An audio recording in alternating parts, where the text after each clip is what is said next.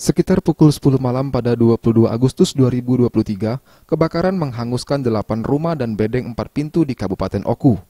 6 rumah mengalami rusak berat, sementara 2 lainnya hanya mengenai sebagian. Api berhasil dipadamkan setelah menurunkan 10 unit mobil damkar. Tim damkar beserta warga harus bekerja ekstra lantaran lokasi yang sempit.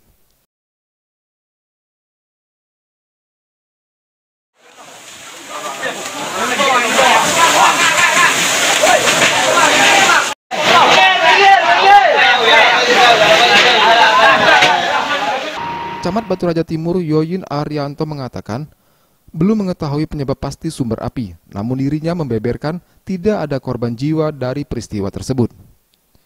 Ia menghimbau agar selalu waspada, mengingat saat ini sedang musim kemarau. Sampai sekarang belum, dan mudah-mudahan tidak ya, ditemukan, tapi kita masih upayakan ke dalam, kita periksa lagi gitu.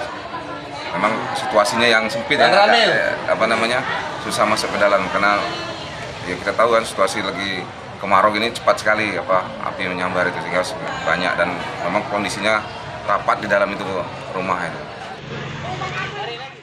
Bagus Mihargo, Sriwijaya TV.